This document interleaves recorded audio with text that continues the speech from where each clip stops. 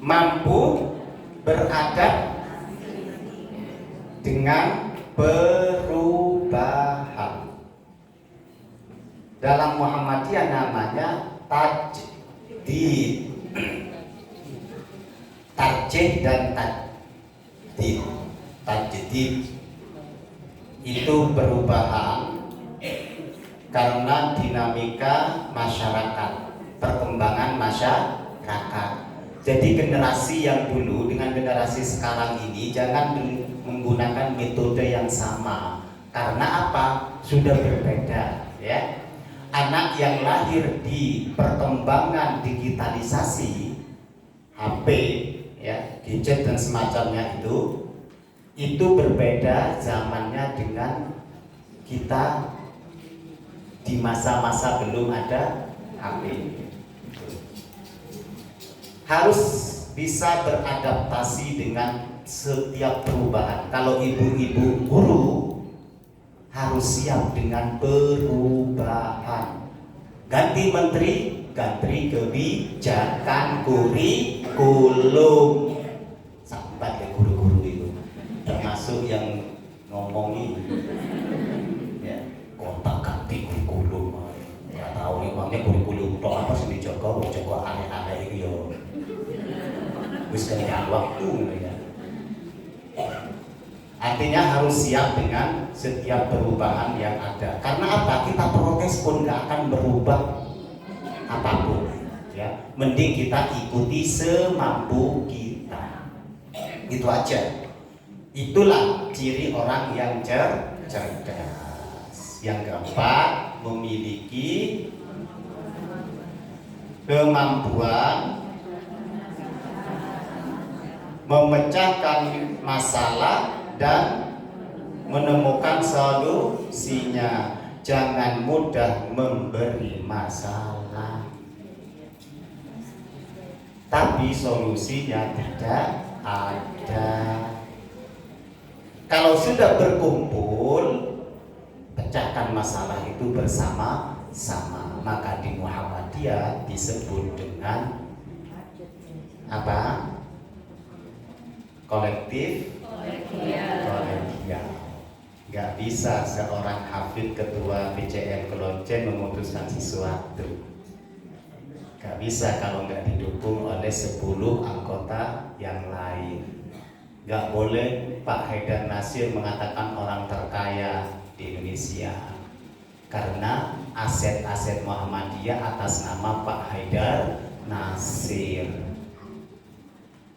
Gak akan bisa seperti itu, gitu ya. Dan kalau pandangan kita Pak Haidar Nasir itu gadang dan malas. Jenengan setuju berarti tanda tanyanya tetap seperti itu. Tapi kalau jenengan nggak setuju tanda tanyanya buang. Apa memang seperti itu orang cerdas? Tidak. Oke. Bersungguh-sungguhlah, jangan lengah dan malas-malasan, karena penyesalan itu ada pada orang yang bermalas-malasan. Berarti intinya sudah selesai itu. Intinya nggak boleh malas, karena muncul penyesalan. Itulah orang cerdas. Hadis cerdas dan berguna. Tak bacakan aja, boleh ada masalah dan takona. Orang mukmin yang paling utama adalah orang yang paling baik akhlaknya. Sudah bisa diterima kan? Nggak keluar. Siapa orang mukmin yang paling utama? Yang baik akhlaknya. Satu. Tapi bukan ini fokus kajiannya. Kajiannya setelah ini. Orang mukmin yang paling cerdas adalah orang yang paling banyak mengingat kematian dan paling bagus persiapan kematian itu untuk menghadapi kematian. Mereka semua adalah orang-orang cerdas yang hakiki, bukan cerdas-cerdasan. Jadi orang yang cerdas itu menurut hadis ini adalah orang yang pandai mempersiapkan diri untuk kematian. Ada yang takut mati, Bu? Angkat tangan sekarang. Enggak, tak daftarkan, tak coret.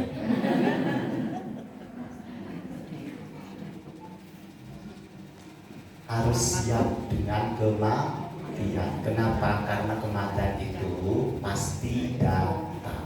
Pasti datang. Jangan nunggu kita itu tua baru taubat, ya. Jangan nunggu kita itu longgar baru kita meluangkan waktu. Bagaimana caranya? Kita melakukan apa yang bisa kita lakukan saat itu supaya tidak menyesal. Gitu. Maka kata Imam An-Nawawi itu mengatakan begini. Jangan suka menunda-nunda kebaikan yang bisa kita lakukan. Karena menunda-nunda itu adalah membinasakan. Satu. Yang kedua, kata beliau, jangan suka menunggu-nunggu orang lain untuk berbuat kebaikan. Karena menunggu itu pekerjaan yang membosankan.